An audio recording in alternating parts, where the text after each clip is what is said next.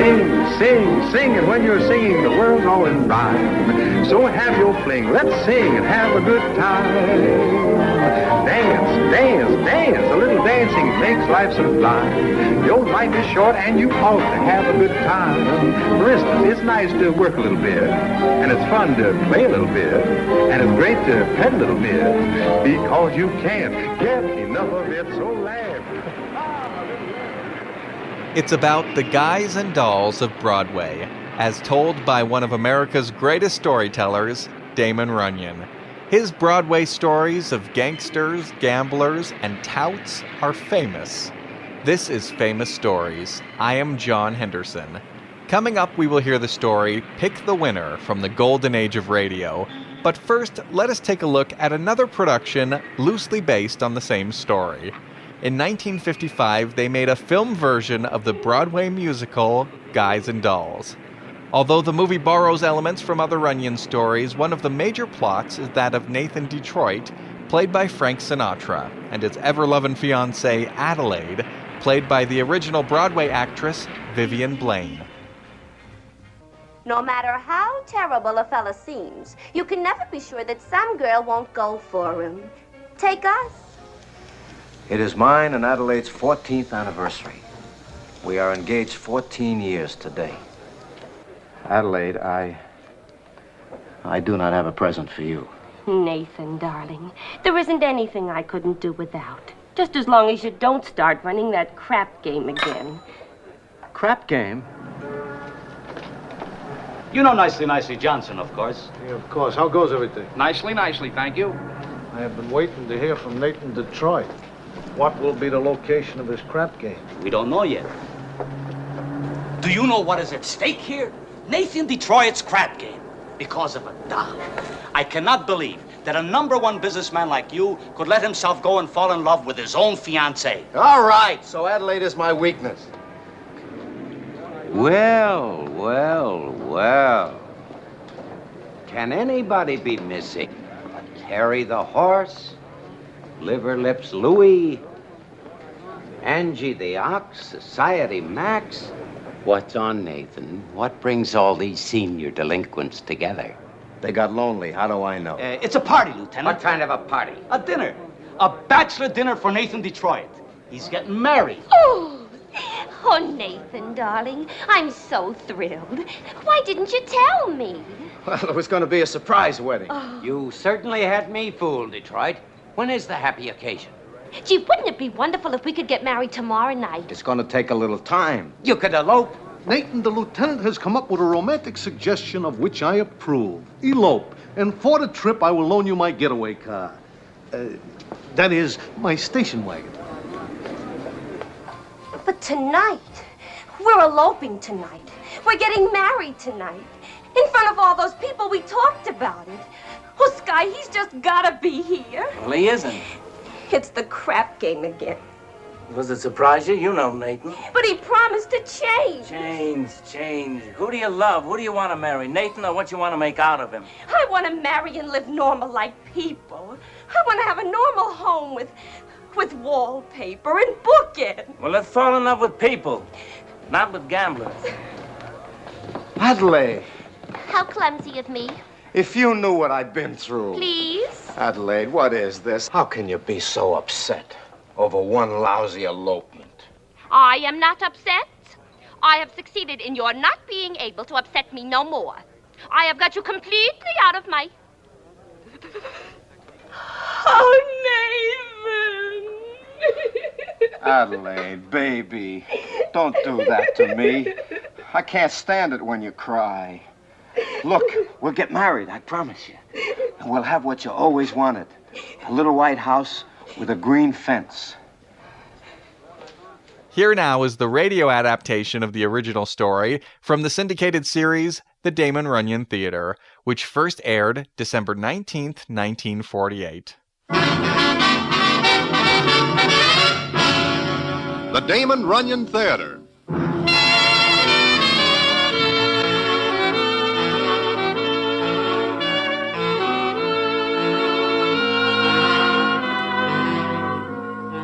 Once again, the Damon Runyon Theater brings you another story by the master storyteller, Damon Runyon. And this one, Pick the Winner. And to tell it to you, here is Broadway. Thanks. It is one winter, and I am in Miami, Florida, with a character named Hot Horse Hybe. How I get there is quite a long story, and it goes back to one cold night when I am sitting in Mindy's, when in comes Hot Horse Hybe and his ever-loving fiancée, Miss Cutie Andrews. Now, the peculiar thing is not that I go to Miami, but what happens there with Hot Horse Hybe, Cutie, myself, and a character named Professor Woodley is a story for the books, and I will tell it to you in a minute.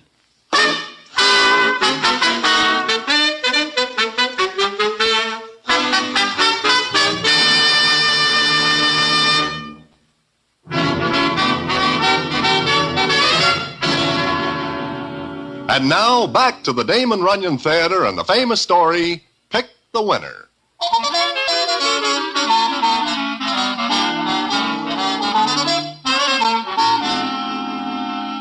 As I am saying, I am sitting one cold night in Mindy's, when in walks Hot Horse Hybe and his ever-loving fiancée, Miss Cutie Andrews. Now, a hot horse gets his name from the fact that he has always got a hot horse for somebody to bet on. In short, Hybe is a tout and makes his living that way. Such as it is. Miss Cutie Andrews, on the other hand, is more than 100% all right in anybody's line. And it is a constant wonder to all citizens why she puts up with Hybe. But she does, and this makes her all the more all right. Well, Hot Horse and Cutie come over to me and sit down, and we speak as follows. Hiya, Broadway. Hybe, how are you? Cutie, how goes it? Pretty good, Broadway. Broadway, I have got a proposition for you. Oh? How would you like to go to Miami, Florida? Doing what? As my guest. Your guest? Tell you what, I have a ticket here for tomorrow's train.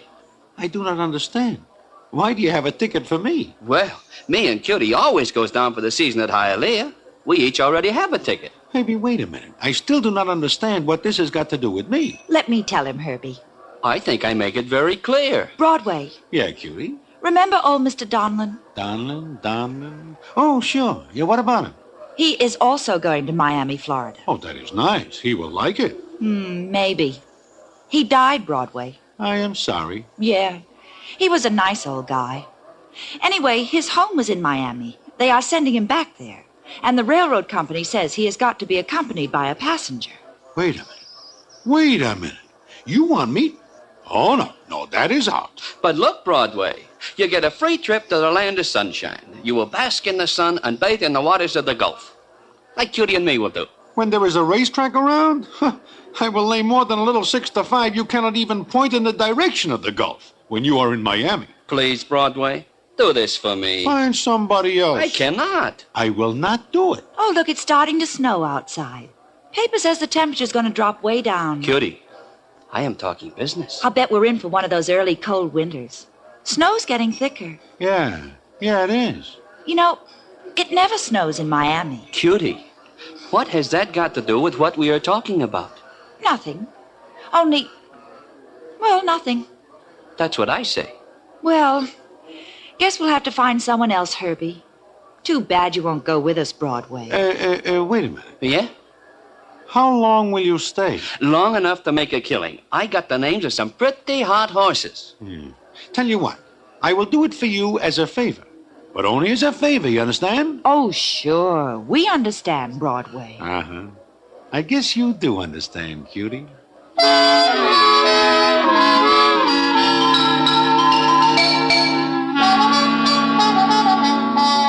So, that is how I find myself in Miami, Florida. But going down there on the train, I am sitting with Cutie Andrews, and for the first time, I get to know her real well. It is very surprising what I learn about her. Like, for example, what she tells me the second day out. I like to ride on trains. Me, I can take 'em or leave 'em alone. I guess it's not the train. It's what I see. Scenery? I like to go through the little towns. Look at the people. Their houses. I do not notice them. I do. Broadway, what kind of a house do you like? House? You mean to live in? Yeah, to live in. Well, one is as good as another, as long as it is a house. Why? I like the little white ones with the green shutters and vines growing over. It is something I never think much about. I do. Lots of times. I'd like a house like that, Broadway. Give me a slice of the moon thrown in. I got as much chance of getting it. Cutie, look, it is none of my business, but about you and Hot Horse Herbie. We were going to be married 10 times. Did you know he once won $11,000 on a race? No. Well, he did. Blew it right back on the next one. It's like that all the time. I've been wearing this engagement ring so long my arm's green up to the elbow. Well, why do you stick with him? Why? Maybe I feel sorry for the little guy. Always reaching for something he can't touch. You are a 100% all right doll, Cutie. Yeah, 100%. I'll trade you half for one look at a little white house with green shutters and vines growing over it. Gotta have soft music for all this, Broadway. I hope you get that little house someday, Cutie. Maybe I will. Who knows? Maybe I will. Maybe Herbie'll hit a streak someday. Aha, here you are. Been looking for you. Look, I've been going through the form. I got a stack of hot horses that'll set me up, but good. But good. I hope it does, Herbie. Mm-hmm. See what I mean, Broadway? Huh? What are you talking about? Oh, nothing at all, Herbie. Nothing at all. Well, we get to Miami, Florida, and put up at a hotel. Cutie says no more about the little white house. It's like she forgets all about it. But I do not. I keep rooting for Herbie to pick the winners. But he does not. He is not able to get in the money. We are almost broke and are at the track one day when the scene is as follows. You see Herbie anyplace, Broadway? Uh-uh. The last I saw of him, he was trying to tout somebody for a bet. With his luck? Yeah, with his luck. Well, we missed 2 weeks of winter back in New York. How do we get back? Well, Oh, there's Herbie. Where? Over there by the mutual windows. Talking to the tall guy smoking the pipe. Which one? The one in the suit that looks like it is never pressed. Oh, I see him. Wonder who he is. I never see the guy before. Oh, Herbie must be slipping. He'll never get that character to split a bet with him. Maybe it is the best he can do. After all, Herbie uses up most of the suckers on bad bets. Yeah, but look at that citizen. He can't have a dime. He is a little seedy. Oh, come on, Broadway. Let's go over. Maybe Herbie knows what he's doing. Hiya, Broadway. Cutie. Hi. Hi. Meet Professor Stanley Woodley. Prof, this is Broadway. How do you do? Pretty good. And meet my fiancée, Miss Cutie Andrews. It's a great pleasure, Miss Andrews. Huh? Oh, sure. How are you? Fine, thank you. I was just telling the prof that he ought to try a bet once in a while. Right, Broadway? You mean you are at the track, but you do not bet? Well, I came here to study the people. I like to watch them, whether they win or lose. Is that professor just a gag? I beg your pardon? I mean, you're a professor? Sure he is. From Princeton. That right, Professor? Yes, that's right. I had a bad case of pneumonia and came down here to recuperate. Oh. I was telling the prof that it's a big kick to have a C note or thereabouts on a winner. Really, I never bet. I'm just interested in people. I walk around and look at them. You kidding? Kidding? No, I'm not. You see, I'm a professor of psychology. What's that? Well, Mr. Herbie, I suppose you can call it the study of people.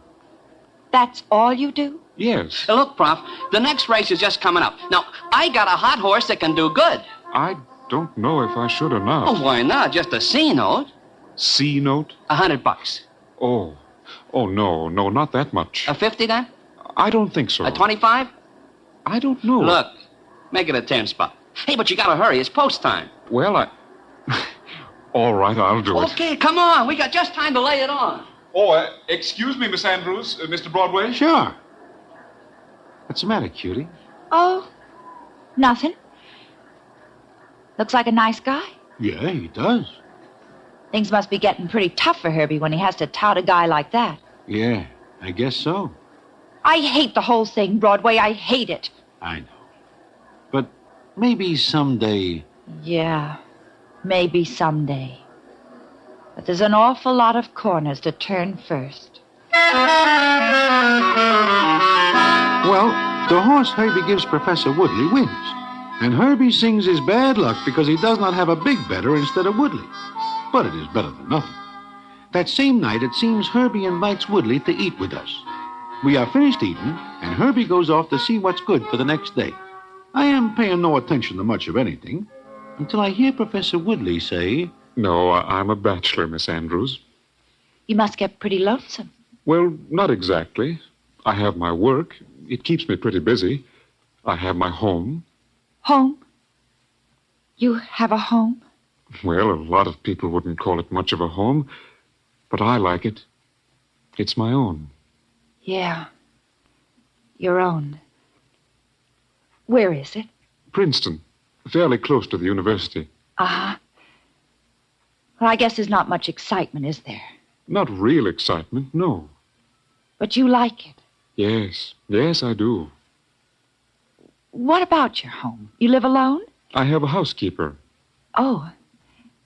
Nobody else? No one. What kind of house you got?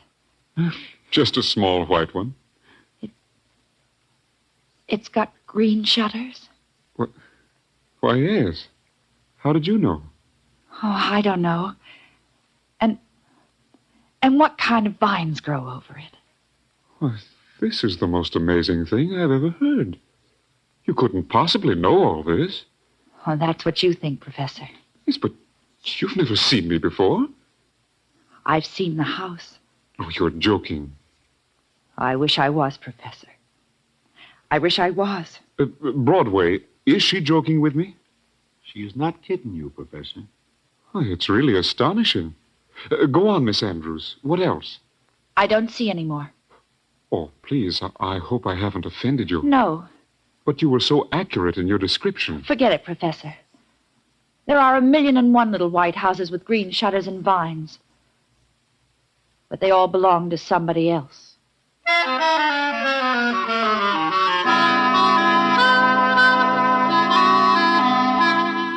And that is all the talk about white houses and green shutters. But I noticed that Professor Woodley looks more at Cutie than he does before. And she looks at him, too, like she is seeing a man for the first time. Well, it comes up a few more days, and it is late afternoon, and Herbie comes rushing in to where Cutie and me are sitting. Cutie, Broadway, this is it. Huh? What do you say? What's got into you, Herbie? Listen, Professor Woodley. What about him? Here we are thinking he is a $2 bet. But listen, I catch a quick look in his wallet today. You know what I see? No, what do you see? The guy has got big bills back to back. He is loaded. So what? So what? Broadway, she asked, so what? Well, so do I, as a matter of fact. Look, you two, use your heads. I am looking for a citizen with enough cabbage to lay a big bet so we can clean up. I find him, and you ask, so what? You crazy? Lay off the guy, Herbie. What? He's a nice guy. He's Santa Claus. Sure, you pick one of your hot horses, get him to lay his money. What if the horse loses? I got a horse that can't lose, breezing along. That is a good horse. And he is ripe. Look, all we got to do is con Woodley into the bet. You're figuring on getting him to put up his whole bankroll? Why not? If he wins, I get a split, a good one. And if he loses? So he loses. What's it to you? Well? Nothing, I guess. Okay. You're always yammering about that joint with the shutters. Okay. Here's our chance to grab it. We had 1,000,000 chances before. And this is another one. Cutie, this time we take it.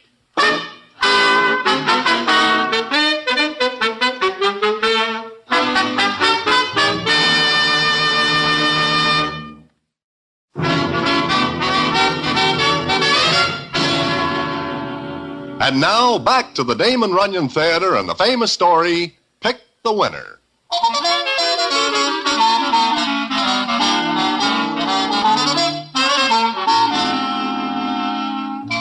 So, that is that. Herbie has it all figured to con the professor into putting his role on breezing along. I know Cutie does not like this because by now she is more than somewhat interested in Woodley. But Herbie is pretty excited, and he remembers something I tell him. I wish I never told him, because he is going to use it to con Professor Woodley. That makes it perfect, Broadway. Just perfect. Look, Herbie, maybe it is all the money he has. So what? I ain't got a red cent. I see my chance to make a fast pitch. What do you want me to do, throw it out the window? Cutie does not like any part of it. She will. Look, you tell me the professor is wild when she tells him about his house. So? So? When she tells him she has a dream about breezing along. Herbie, That guy is not a dope. You think he's going to fall for that? No. He falls for Cutie. Do not do it, Ivy. Since when is it any of your business? Huh? I guess it is not. You guess right. Okay. Cutie tells him... Cutie tells who what? Hiya, Cutie. Listen, I got it all worked out. What have you got worked out? Woodley's a cinch to listen to you. Now, all you gotta do is tell him you had a dream about breezing along. You fool. Do you think he'll go for that? Play it right, and he will. You don't mention the horse, just something about wind, stuff like that. Make it look good. You've got a pretty slim idea about his brains. But a pretty fat idea about you and him. What's that crack for? What do you think? Every time he looks at you, he drips sugar. You do, too. Cut that out, Herbie. You and a professor. Do not talk like that, Ivy. Who asked for you? Let her alone. Shut up. Is it any of your business? He's right, Broadway. It's between me and him. You were going to say something, Herbie? Want me to? Why not? Okay. You and him don't mix, Cutie. He's Princeton. I'm 42nd Street. Is that it? And there's nothing wrong with it as long as you don't step off. Shut up. No, I won't. Figure how you'd look at Princeton. That'd be good for a lot of laughs, wouldn't it? Please, Herbie. Please. Think about it for a while. Think hard, Cutie. Oh. You maybe want me to leave, Cutie? No. No, Broadway. I am very sorry I hear all this. How can a guy be so right, Broadway? Herbie?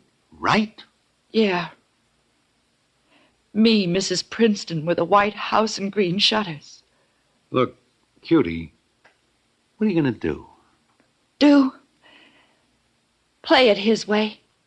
Of course, breezing along is a good horse. Maybe he will win. Maybe. And if he does, Herbie will get a good split. And me? I lose either way, Broadway. I lose either way. I know what Cutie means. If the horse loses, she is a part of conning Professor Woodley into losing his money. If breezing along wins, then Herbie has got his stake, and she is stuck with him. Well, it comes up the next day, and Herbie has got Professor Woodley to have breakfast with us. And the scene is as follows. Say, Professor. Oh, yes, Herbie. You say you're a professor of psychology? That is right? Yes, why? Well, maybe you know something about dreams. Well, in what way? Cutie tells me when I see her this morning that she has had a funny dream last night. Is that right, Cutie? You hear me, Cutie? Yes. I heard you. What was the dream, Miss Andrews? Nothing much. Oh, maybe you'd rather not talk about it. But she would. Go ahead, Cutie. Tell us. I dreamt I was walking along Flagler Boulevard when a wind started to blow in from the north. It was a cold, hard wind, and then Yes? What then? a horse ran across in front of me, and that's all. What do you make of it, Professor? Oh, it's hard to say. A dream like that can mean any number of things. You know, Cutie has a lot of dreams. Sometimes what she dreams come true. Like that house of yours, Professor. Oh, yes. Yes, she told me what it was like, and I'm sure she never saw it before. Yeah. Hey. What's the matter, Herbie? Hey, I just happened to think there is a horse in the fifth today. A horse named Breezing Along. So? Don't you get it? Wind, breeze, horse. Cutie's dream, breezing along. Herbie, that's a little far-fetched, isn't it? Oh, no, it's not. Look, Professor, let's play the hunch. You're asking me to bet on a horse on the strength of a dream? Why not? It's better than just a hunch. And breezing along is a good horse. And he figures to go to the post at a little better than 3-1. I'm afraid you can't talk me into it, Herbie. Look, put a bet on him. I got him all handicapped. He can't lose. Not after that dream. It was a very convenient dream, wasn't it? Convenient dream, Professor? Yes, very. Would you advise me to bet on the horse, Miss Andrews? Sure she would, Professor. That right, Cutie? If I had any money, I'd bet it all on breezing along. All right. I'll bet. How much, Herbie? How much can you put on him? I have $5,000. On you? No, in the bank here. I'll put up half of it. It's a deal. Of course, I expect a little split for my tip. Yes, I understand that. Okay, you wait here. I'll get a form sheet, and I'll find out what the odds are going to be. Do you have very many dreams like this one, Miss Andrews? No. Let's forget it. Broadway. Yeah? That $5,000 is all the money I have in the world. Even losing only half of it would be rather bad. Well, look, Professor, you can still change your mind. But Miss Andrews advised me to place the bet because of her dream. I'm sure she wouldn't tell me to do such a thing if she... Forget it. Of course. You know, I've never believed in hunches before, but I do believe that there are times when odd, peculiar things happen. Your dream, for example, Miss Andrews. It's really very odd that you should have described it as you did. What's funny about it? I told it like I dreamt it. Yes, but you... Well, never mind.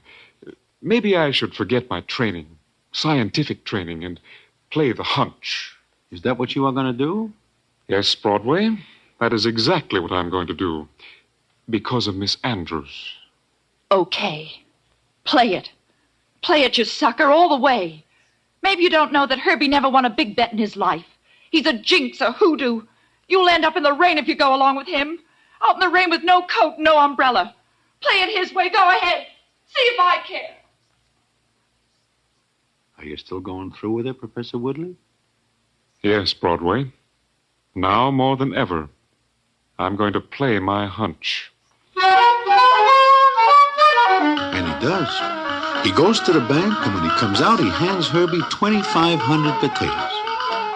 But it is a very funny thing that he does not go to the track with us. And we do not see Cutie that afternoon either. But Herbie does not care because he figures he is all to the good. However, breezing along loses, and a 20-to-1 shot cops the race. Herbie cannot believe his bad luck. Then we go back to the hotel, and the first thing Herbie does is go see Cutie. This is very funny. She does not show up at the track. She does not answer the door. Well, try the door. Oh, yeah. It's open. Cutie. Cutie. Hey! Cutie! Broadway. What is the matter? Look, all her stuff's gone. She does a run out. How do you like that? She does a run out on me. Maybe she is very tired of waiting for something, Herbie. For what? Someday I was going to make a steak. I have bad luck today, or I'd had it right now. Herbie. What? Maybe you better read this note. What note? It is right here on the dresser. Let me see. So she's going to marry the professor. Okay. Letter. You are not sure? Me? Nah. If I ever get your 10, she'll come back. I am not so sure. Why shouldn't she? Well, I do not know right now. But I think you are wrong, Herbie.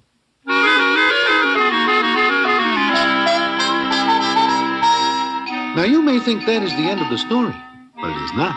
Because the payoff comes later when we are back in New York. And what the payoff is, I will tell you in a minute.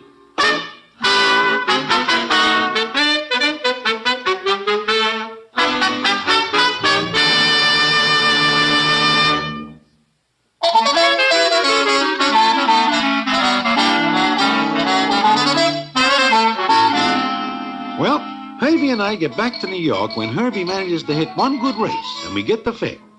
Then I do not see him for almost a week, until one night I am sitting in Mindy's when who comes in but Herbie. He sits down and speaks as follows. Broadway, today I hear from Mr. and Mrs. Professor Woodley. Huh? You what? I get a letter from them. And what does it say? Look, there is a check for $1,000. Now, it is a cashier's check, so I know it is good. They send you a check for $1,000? That is right. And do you know why? I wish I did. But you tell me. You remember the dream I cook up for Cutie to tell the professor so I can con him into a bet? Oh, sure. The one about the cold wind from the north and the horse? That is the one. Well, the professor plays a hunch about that dream. Now, wait a minute. He gives you the money to bet on breezing along. Sure. But the other half he plays on another horse. But he does not know one horse from another. But he bets, and he wins. On a 20-1 shot in the same race that Breezing Along is in. Now, wait a minute. Where does he get the tip? Besides, he guesses that the dream is a phony. Sure. But listen to this. I will read you something from the letter. I thought it rather peculiar that Miss Andrews, now Mrs. Woodley, should describe a cold north wind. That same morning, I had looked at the entries for the races and had seen the name Mistral. I played the hunch. The horse won. So, I am sending you our check for $1,000 in the hope you will not think too harshly of us. Mistral? I do not get it. I do not get it either. Until I look in the dictionary and see that Mistral means... Yeah, what? A cold north wind.